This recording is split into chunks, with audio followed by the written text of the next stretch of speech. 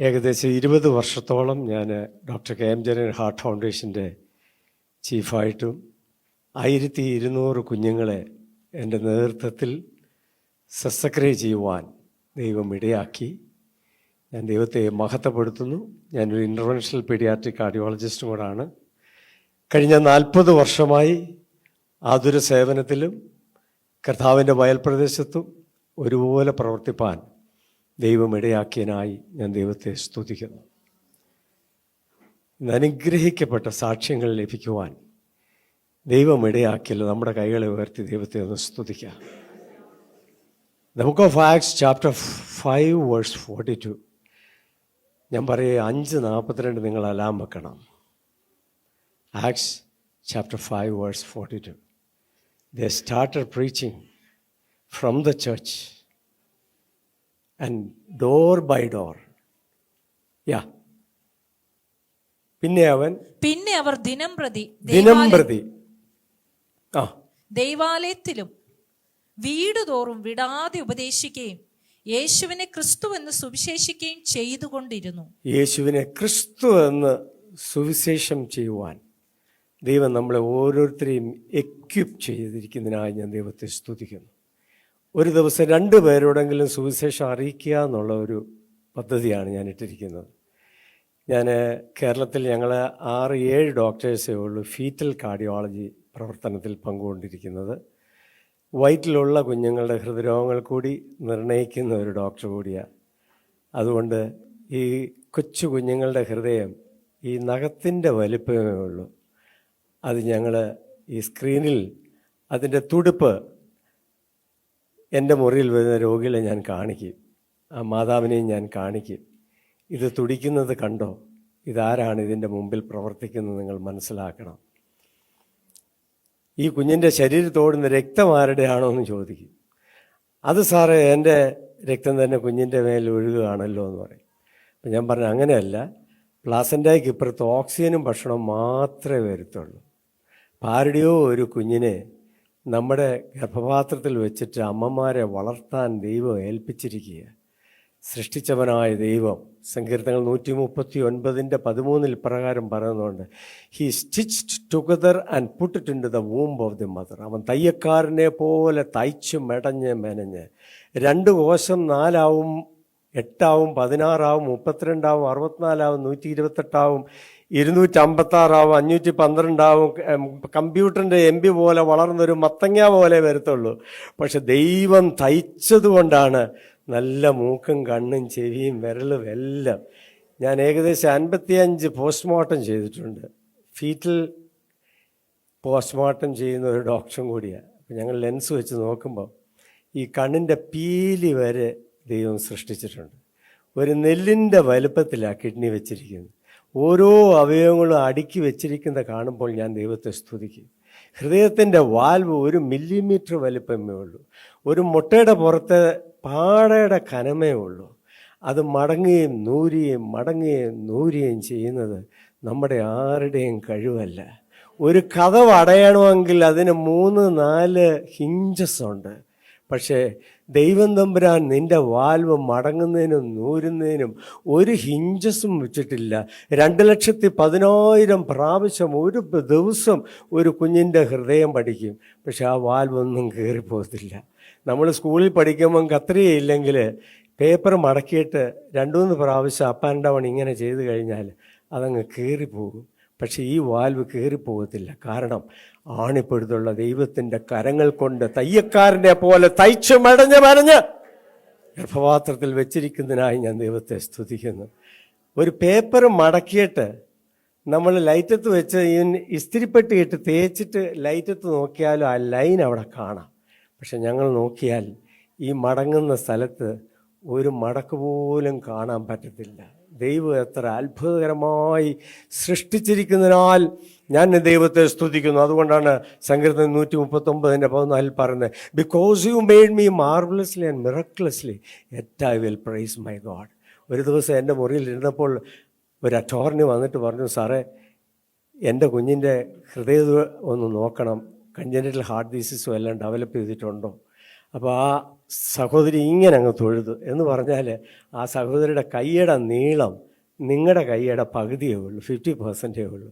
അതിന് short arm syndrome അല്ലെങ്കിൽ halt over syndrome എന്ന് പറയും. അപ്പം ഇങ്ങനെ അല്പം ഒന്ന് മൗനതയിലായിട്ട് എന്നോട് പറഞ്ഞു, സാറേ ഹൃദയം നോക്കുമ്പോൾ ആ കുഞ്ഞിൻ്റെ കൈയും കൂടെ ഒന്ന് നോക്കണേന്ന്. ഒരമ്മയുടെ ഹൃദയത്തിലെ ആഗ്രഹം നിങ്ങൾക്ക് മനസ്സിലാവും. ഞാൻ ദൈവത്തെ സ്തുതിക്കുന്നു. ഞാൻ ഉടനെ പറഞ്ഞു, മെഡിക്കൽ സയൻസ് പ്രകാരം ഓട്ടോസോമൽ ഡോമിനൻ്റ് ഡിസോർഡറായത്. അത് നിങ്ങളുടെ തലമുറയായിട്ട് ഈ ഷോർട്ട് ആം സിൻഡ്രോം വരാം. ഒരു പക്ഷേ ഈ റേഡിയസ് അല്ലെങ്കിൽ 2 എല്ലുള്ളത് 1 എല്ല് കാണത്തില്ല, ഒരു തമ്പ് കാണത്തില്ല. അതുകൊണ്ട് ഞങ്ങൾക്ക് ആർക്കും ഒന്നും ചെയ്യാൻ പറ്റത്തില്ല. ഒരു ഹിന്ദു സുന്ദരിയായ ഒരു അറ്റോർണിയാണ്. ഞാൻ പറഞ്ഞു, പക്ഷെ ഒരു കാര്യമുണ്ട്, ഞാൻ വിശ്വസിക്കുന്ന ഒരു യേശു ഉണ്ട്. ആ യേശുവിൽ നിങ്ങൾക്ക് വിശ്വാസം അർപ്പിക്കാമെങ്കിൽ his arms are not short to show a miracle in your life. അവൻ്റെ കൈകൾ കുറുകിയതല്ല ദൈവത്തെ മഹത്വപ്പെടുത്തുവാൻ. ദൈവം അത്ഭുതം ചെയ്യും. ഞാനിങ്ങനെ പ്രാർത്ഥിച്ചാൽ എപ്പോഴും ചെയ്യുന്നത്. കാരണം എത്ര പേരോട് കൗൺസിൽ ചെയ്യണമെന്നറിയാം. ജനിച്ചു കഴിഞ്ഞാൽ സർജറി വേണോ, 2 സർജറി വേണ്ട കേസ്, 3 സർജറി വേണ്ട കേസ്. പ്രാർത്ഥിച്ചിങ്ങനെ 1 പ്രോബ് വെച്ച് കഴിഞ്ഞപ്പോൾ തന്നെ ഈ കുഞ്ഞിൻ്റെ കൈ ഇങ്ങനെ അങ്ങ് വയറുകയാണ് ചെയ്യുന്നത്. ഞാൻ പറഞ്ഞു, വയറ്റി വെച്ച് ഹല്ലേലൂയ പറയുവാൻ ദൈവം കുഞ്ഞുങ്ങളെപ്പോലും സൃഷ്ടാവിനോട്, സൃഷ്ടികൾക്ക് മഹത്വപ്പെടുത്തുവാൻ ദൈവം ചെയ്തിരിക്കുക. അപ്പോൾ ഞാൻ പറഞ്ഞു, സഹോദരിയുടെ കുഞ്ഞിൻ്റെ കൈ നീണ്ട കൈകളാണ്. 2-3 മാസം കഴിഞ്ഞ് ഡെലിവറി കഴിഞ്ഞ് എൻ്റെ അടുക്കൽ കൊണ്ടുവന്നു.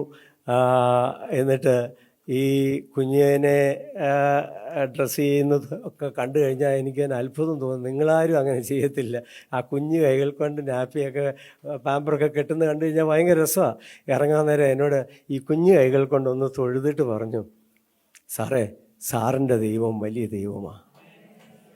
ആ കുഞ്ഞു കൈകൾ കൊണ്ട് ദൈവത്തെ സ്തുതിക്കാൻ കഴിഞ്ഞെങ്കിൽ നിങ്ങൾക്ക് നല്ല നീണ്ട അനുഗ്രഹിക്കപ്പെട്ട കൈകൾ ദൈവം തന്നിരിക്കുമ്പോൾ ആ ദൈവത്തെ എത്ര സ്തുതിച്ചാലും മതി വരില്ല. അപ്പം അവർ ആരാധന ആലയം മുതൽ ഹൗസ് ബൈ ഹൗസായിട്ട് ദേ നെവർ സീസ് പ്രൊക്ലൈമിംഗ് ദ ഗോസ്പൽ. അവർ ഒരിക്കലും സുവിശേഷം പറയുന്നത് നിർത്തിയില്ല എന്നാണ് പറയുന്നത്. ഇന്ന് അനുഗ്രഹിക്കപ്പെട്ട സാക്ഷ്യങ്ങൾ കേട്ടത്, again I encourage you all that you never stop proclaiming the gospel. എൻ്റെ കർത്താവ് വേഗം വരുന്നു. ശോഭയേറിയ പൊന്മുഖം കാണുവാൻ ഭൂമിയുടെ 4 ദിക്കിൽ നിന്നും കൈകൾ ഉയർത്തി മേഘങ്ങളിലേക്ക് എടുക്കപ്പെടുമ്പോൾ അനേകരെ തീപ്പൊയിൽ നിന്നും കൂടി വലിച്ചു കയറ്റുവാൻ ദൈവം നിങ്ങളെ സഹായിക്കട്ടെ. The book of Acts chapter 8 verse 25 പറയുന്നുണ്ട്. ആ ചാപ്റ്റർ തുടക്കം മുതൽ വായിച്ചു കഴിയുമ്പോൾ സമരിയ പട്ടണങ്ങളിലെല്ലാം സുവിശേഷം അറിയിച്ചു. അപ്പോസ്റ്റൽ ജോൺ ഉണ്ട്, പീറ്ററുണ്ട്, ഫിലിപ്പോസ് ഉണ്ട്. ഇവരെല്ലാം സുവിശേഷം അറിയിച്ചു കഴിഞ്ഞിട്ട് യെരുശലേമിലേക്ക് വാങ്ങിപ്പോയി എന്നാണ് പറയുന്നത്. Sometimes we take A short comfort zone. It is true. ചെറിയൊരു കംഫോർട്ട് സോണിന് വേണ്ടി യെരുശലേമിലേക്ക് പോയത്. പക്ഷെ ദൈവം ഫിലിപ്പോസിനോട് പറഞ്ഞു, ഫിലിപ്പോസേ, you come back, come to the south, it is a desert, it is in desert. ദൈവം പറഞ്ഞില്ല യെശയ്യാപ്രവചനം വായിച്ചുകൊണ്ട് പോകുന്ന ഒരു വ്യക്തിയോട് സുവിശേഷം അറിയിക്കുവാനാണെന്നൊന്നും. ദൈവം ഒന്നേ പറഞ്ഞുള്ളൂ, നിന്റെ കംഫോർട്ട് സോണിൽ നിന്ന് വരിക. It is in desert. അവിടെ ഭക്ഷണം കാണത്തില്ല, സൈക്കിൾ കാണത്തില്ല, ബൈക്ക് കാണത്തില്ല, മോട്ടോർ ബൈക്ക് കാണത്തില്ല. പക്ഷെ ദൈവം കൃത്യസമയത്ത് ആ ക്രോസ് റോഡിൽ നിന്നെ കൊണ്ടെത്തിക്കും. ആ സമയം ചാരിയറ്റ് പാസ് ചെയ്യുന്നു പോകുന്ന കാണാം. ദൈവത്തിൻ്റെ ശബ്ദം നീ കേട്ടില്ല എങ്കിൽ പിന്നെ നീ വന്നു കഴിഞ്ഞാൽ ആ ചാരിയറ്റ് അങ്ങ് ദൂരെ ദൂരെ ദൂരെ ദൂരെ പോകും. ഞാൻ ദൈവത്തെ സ്തുതിക്കുന്നു. ദൈവത്തിൻ്റെ ശബ്ദം കേട്ടാൽ ദൈവം തക്ക സമയത്തിന് നിന്നെ ക്രോസ് റോഡിൽ തന്നെ കൊണ്ടെത്തിക്കും. The right time God will allow you to proclaim the gospel. ദൈവത്തിൻ്റെ സുവിശേഷം അറിയിക്കുന്നത് നിങ്ങളാരും തടയരുത്. ഞാൻ വളരെ ചിന്തിക്കാറുണ്ട്. എത്യോപ്യയിലുള്ള ഒരു വ്യക്തി പല ഭൂഖണ്ഡങ്ങൾ കടന്ന് യെരുശലേമിൽ വന്ന് തിരിച്ച് തേരിൽ പോകുമ്പോൾ നോവലോ ഡിക്റ്റേറ്റീവ് നോവൽസ് ഒന്നുമല്ല വായിക്കുന്നത്, the book of Isaiah. Because you are reading the book of Isaiah or because you are reading the Bible, that doesn't mean you will go to heaven. No, you have to hear the gospel. അതുകൊണ്ടാണ് ഫിലിപ്പോസിനോട് ഉടനെ പറഞ്ഞത്. ഫിലിപ്പോസിനോട് പറയാൻ കാര്യം, ഫിലിപ്പോസിന് Greek അറിയാമായിരുന്നു. ഷണ്ണൻ വായിച്ചുകൊണ്ടിരുന്നത് Greek translated Hebrew ബൈബിളാണ്. എത്യോപ്യയിൽ 80 ഭാഷയുണ്ട്. Franca ലിംഗ്വ അത് പല ഭാഷകളിൽ പലയിടത്തുമുണ്ട്. മെഡിറ്ററേനിയൻ ഏരിയയിൽ ആ സമയത്ത് അരാമിയ ഭാഷയൊക്കെ സംസാരിക്കുന്നത്. പക്ഷേ എത്യോപ്യൻ ഇമ്പോർട്ടൻറ്റ് ഫൈനാൻഷ്യൽ ഒഫീഷ്യൽ ആയതുകൊണ്ട് ഹീ ലേൺഡ് ഗ്രീക്ക്. ആ ഗ്രീക്ക് ബൈബിൾ വായിക്കുന്നത്, ഗ്രീക്ക് അറിയാവുന്ന ഒരു വ്യക്തിയെ ദൈവം വിട്ടത്. നീ ഒരു ഭാഷ അധികം പഠിച്ചിട്ടുണ്ടെങ്കിൽ ദൈവം അതും ഉപയോഗിക്കും. ഞാൻ ദൈവത്തെ സ്തുതിക്കുന്നു. അതുകൊണ്ട് നഷ്ടമായില്ല. വെള്ളമുള്ള സ്ഥലത്ത് വന്നപ്പോൾ സ്നാനപ്പെടാവോ എന്ന് ചോദിച്ചു. ഞാൻ ചോദിക്കും, വെള്ളത്താൽ സ്നാനപ്പെടുന്നതിന് മുമ്പേ ഈ ഫിലിപ്പോസിനെ എടുത്തുകൊണ്ട് പോകാമായിരുന്നു. പക്ഷേ ദൈവം ആ സ്നാന ശുശ്രൂഷ കഴിഞ്ഞിട്ടാണ് എടുത്തുകൊണ്ട് പോകുന്നത്. So the gospel is including the water baptism. എടുത്തുകൊണ്ട് പോയി അസ്തോദിൽ കൊണ്ട് നിർത്തി. ഏകദേശം 2.5-3 മണിക്കൂർ ഒരു യാത്ര ചെയ്തു. ഈ നിർജ്ജനമായ മരുഭൂമി പ്രദേശത്തു നിന്ന് തിരിച്ചു മടങ്ങി വരുവാൻ അദ്ദേഹത്തിന് അറിയത്തില്ല. പക്ഷെ ദൈവം കരുതിക്കൊള്ളും. അന്നൊക്കെ ഫ്ലൈറ്റുകളൊന്നുമില്ല. ഇന്ന് 3 മണിക്കൂർ കൊണ്ട് ഇംഗ്ലണ്ടിൽ നിന്ന് അമേരിക്ക വരെ കോൺകോർഡ് ഫ്ലൈറ്റ് പോകും. പക്ഷെ കോൺകോർഡ് ഫ്ലൈറ്റിനേക്കാളും നിമിഷ നേരം കൊണ്ട് കണ്ണടച്ച് തുറക്കുന്നതിന് മുമ്പ് അവന് വഴി അറിയത്തില്ലെങ്കിലും അവനെ അസ്തോദിൽ കൊണ്ടിട്ട ദൈവമാണ്. അവിടെയും അവൻ സിറ്റി തോറും സുവിശേഷം അറിയിച്ചു. നെവർ സീസ് ദ ഗോസ്പൽ. ഞാൻ ദൈവത്തെ സ്തുതിക്കുന്നു. ഈ അന്ത്യകാലത്ത് നിങ്ങൾ സുവിശേഷം അറിയിക്കുന്നുവെങ്കിൽ നിങ്ങളെ ഇനി അസ്തോദിലോട്ടല്ല കൊണ്ടുപോകുന്നത്, ശോഭയേറിയ പൊന്മുഖം കാണുവാൻ നിമിഷ നേരം കൊണ്ട് കണ്ണടച്ച് തുറക്കുന്നതിന് മുമ്പ് നിരൂപാന്തരം പ്രാപിച്ച് എൻ്റെ പൊന്മുഖം കാണുവാൻ ദൈവം നിങ്ങളെ അനുഗ്രഹിക്കട്ടെ. ഇന്ന് കേട്ട ഈ സന്ദേശം തീർച്ചയായിട്ടും നിങ്ങൾക്ക് അനുഗ്രഹമായിരുന്നു ഞങ്ങൾ വിശ്വസിക്കുന്നു. ഒരുപക്ഷെ നിങ്ങൾ ഇതുവരെയും ഈ ചാനൽ സബ്സ്ക്രൈബ് ചെയ്തിട്ടില്ല എങ്കിൽ ദയവായി ഇപ്പം തന്നെ ഒന്ന് സബ്സ്ക്രൈബ് ചെയ്യുക. ഈ സന്ദേശം മറ്റു ചിലർ കൂടി ഒന്ന് ഫോർവേഡ് ചെയ്ത് കൊടുക്കുക. നിങ്ങൾക്കിത് അനുഗ്രഹമായിരുന്നെങ്കിൽ തീർച്ചയായിട്ടും അത് മറ്റുള്ളവർക്കും ഒരു അനുഗ്രഹമായി തീരുവാൻ അത് കാരണമായി തീരും. God bless you.